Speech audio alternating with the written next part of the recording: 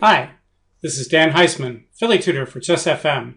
This is the Improve Your Chess video series for ICC members. In today's video, we're going to look at an amateur game that's a pretty theoretical game.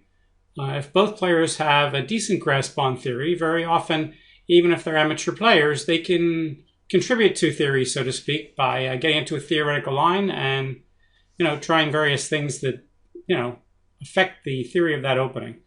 This is one of those cases. It's also a case where you play a theoretical opening where we have opposite side castling, and those games can get very, very sharp, and it doesn't take much to lose. And here, both sides, as you might expect, didn't play perfectly accurately, but enough so that, it's of some importance. All right, so let's take a look at the game. White opens up e4, and black plays Sicilian.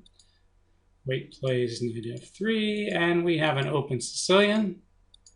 And now, of course, we've reached this well-known position where a6 is Najdorf, knight c6 is classical, e6 is Skavenigen, and g6 is dragon.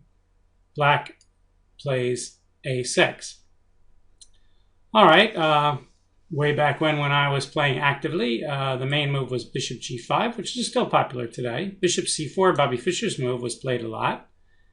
But the move that was played in the game, bishop e3, was a rarer move then, and for a while in the 90s there was a lot of games with knight g4. You don't see that as much here. You still see it occasionally. Black plays e5. That's the computer's #1 move and the most popular. Knight b3, that again is most popular. And black plays bishop e6. Black's going to develop the queen side to play against white's potential queenside castling. And white plays f3, and this is the hallmark of the English attack. And now black has several ways to develop the pieces. So here, the #1 move is to play knight bd7. And that gives black the flexibility to play either rook c8 or b5. And later on, the knight might go to b6 and come right in to initiate action on the queen side right away. So very often here, white delays finishing developing the king side, with knight bd7 being a big move.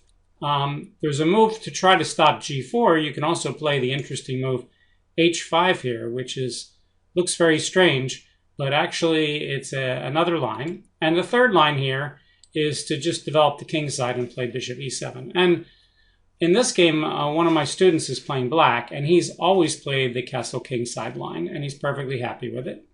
So we're not surprised to see bishop e7. And now white has a choice.